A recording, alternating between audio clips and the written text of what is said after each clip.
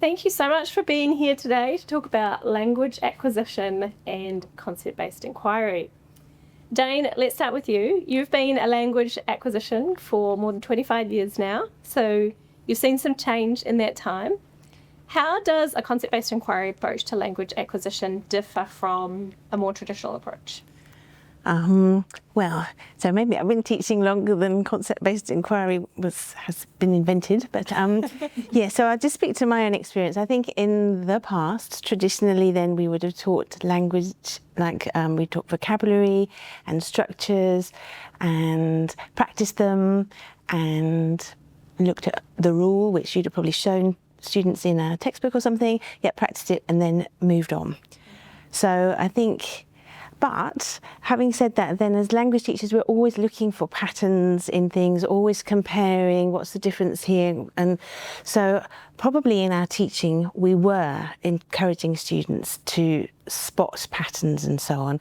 But I think the difference now with concept-based inquiry is once you've done your sort of focused teaching and then a bit of discovering about what different patterns look like, where there are differences, then there's the focused kind of organisation phase in the inquiry cycle. So that might be with the teacher kind of sort of co-constructing and organising the things a bit for the students, or the students doing that in a scaffolded way, and also then very deliberate making connections between the concepts with the generalisations. So if somebody is new to teaching this way, I would say you're probably doing more than half of it already. It's just the final step. But I think in the generalisation bit, that's where the magic happens, where the students are putting together their understandings and coming up with maybe language rules for themselves. And also what I've noticed is that it's not the most natural linguists who are the best at forming the generalisations, and they're exactly the students who need a little bit of how you learn languages and this is how it all works. And so that's very motivating and empowering for them, whereas I think maybe more natural language learners just sort of absorb it and they realise how it all works. Yes, yeah, definitely. As a language learner myself, I went to a language learning program that was a full immersion, and I needed some of the explanation of, but why is it like that, and why is a statement and a question the same? How come it doesn't work that way in English? We changed the sentence structure, but in Portuguese you keep the sentence structure the same and the intonation changes to indicate that it's a question. But I needed to know why, and I was always asking why and pushing my poor language teachers to be able to just explain to me how it works, and that will save me an hour of trying to figure that out for myself. So. Yeah, and I think it just gives them confidence then that I've worked it out myself. So before maybe the transfer was just you use this in a different situation. Now the transfer is also you know how to work those rules out, the connections out, and you will be able to, if you meet another unfamiliar situation, you'll know how to kind of deal with it. And I was also going to say that in the past, then inquiry learning for me was in that's what other subjects do kind of box, because I thought, that's too difficult for languages. I didn't really understand how it worked. I thought it was big open inquiry where everyone was doing different things in your classroom. But now I get it, that you can use scaffolded and structured and guided inquiry. That's what we're doing already in class by showing examples and so on, and asking our questions. So again, if people are new to it, you're probably doing most of it already. Yes, which I think is huge to recognise that a lot of the strong teaching practices that you're already using are still valued, and we're not asking you to change everything you're doing. It's that last little bit extra, yeah. If you just ask this one more question, then students will have that understanding to hold on to. Yes, all right. Helen, how do you address the development of academic language alongside content knowledge in a language classroom? So if we talk about academic language, so we can talk about special terms maybe and the vocabulary the students need to succeed at school. So depends really on the subject also. So it's like language acquisition is a process-based discipline, so we mainly teach them different skills. However, it's impossible to apply any skills without knowing the content, so you need to get enough knowledge in order to be able to apply the skills. And finally, you need to move to show the connections between different ideas, or the connections between different skills, so you can form generalizations, so students will be able to transfer their knowledge or their skills. So I think it's very important in the cycle of inquiry, it's very important concept formation, because this is where they can actually understand. So using examples and non-examples helps students to understand the term or the academic language much better, so they can actually understand what it is and how they can use it later. Mm-hmm.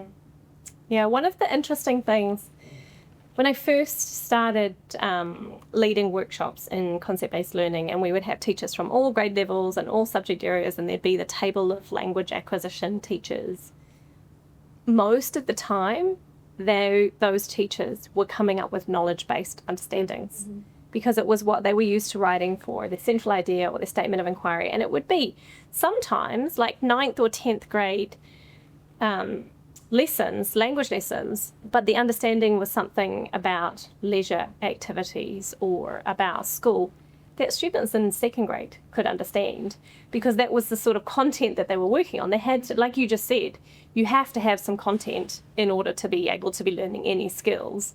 But sometimes there was this big focus on us understanding that wasn't really at the heart of what we want our students to understand. So actually learning to write those process-based understandings, like you're saying, the rules of language and some of the strategies that you can use as a language learner becomes so much more meaningful for teachers. I also think there's a little bit danger in teaching only content, especially in language acquisition, because in this case, they give no possibility for students to transfer, because they stick to one particular book or to the text, and it's all counts about one thing. So the students cannot transfer later whatever they learned. And also, I think usually, maybe like in traditional classroom, teachers believe that if students are able to perform particular skills, it means that they know and they understand. So they don't teach it explicitly. They don't really pay attention, which is different in CBI lessons. You explicitly teach the skills. You talk about examples, non-examples.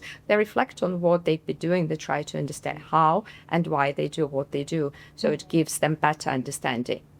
Yeah, absolutely. I think that is huge for process-based disciplines. It's all about how and why we do what we do, and thinking about as our understanding or our generalization helping them to understand how or why they do what they do as a language learner.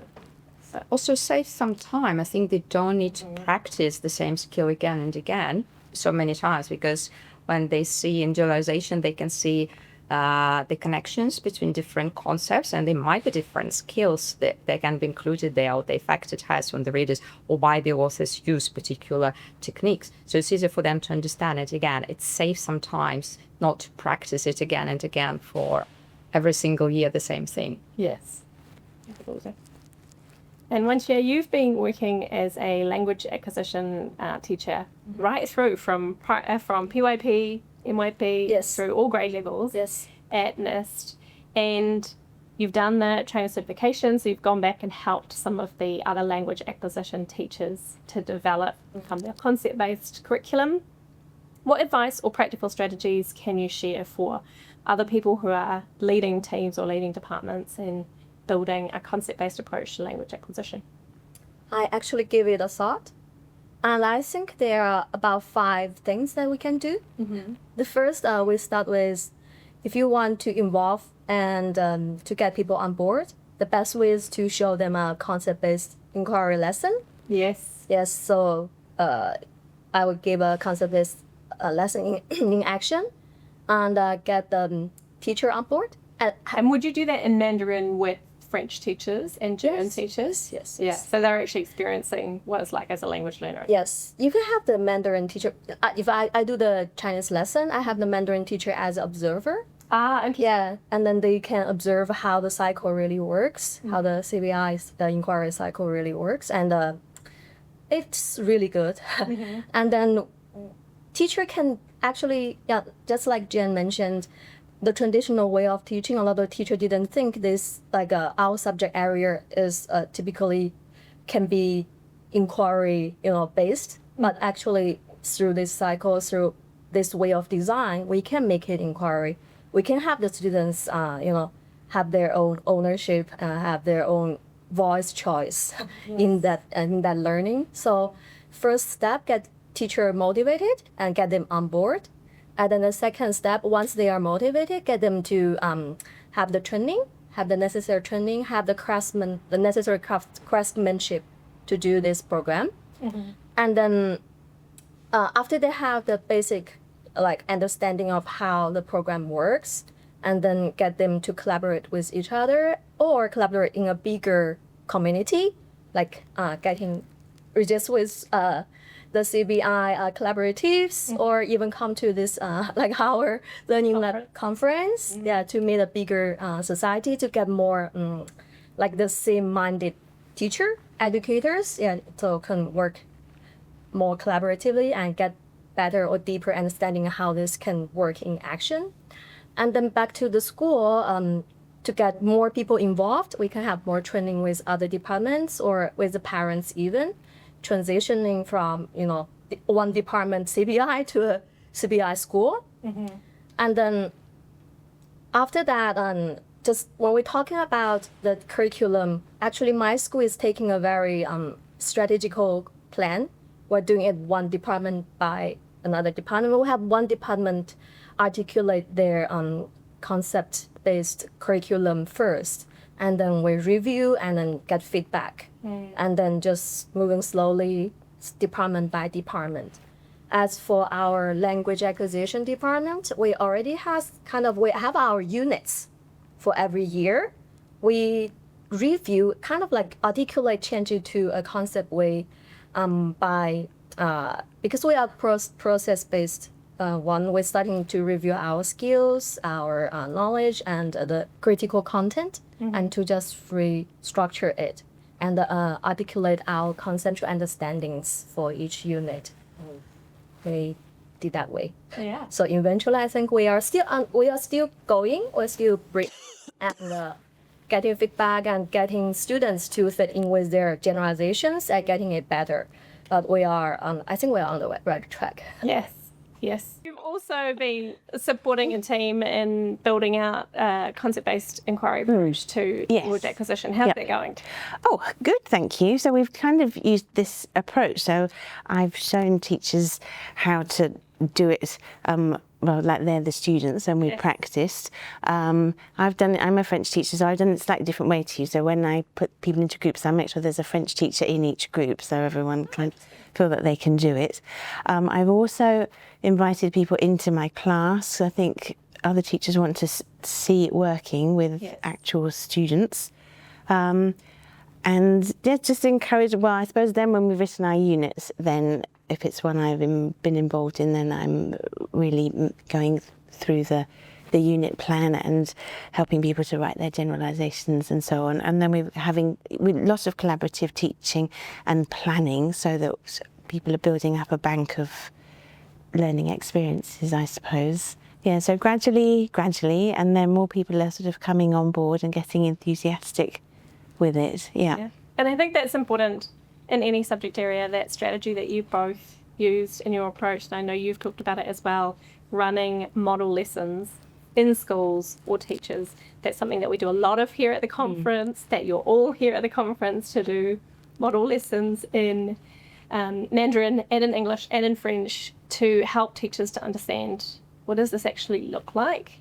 Because when you experience something different and you can then debrief on that and unpack that, you can start to go, oh, well, I can do that in my classroom. So thank you all so much for coming to be able to share some of your experiences in language acquisition. We hope that others can turn to all of you from around the world to say, we're working on this. What does it look like? I'd love to learn more. So to be able to connect with all of you.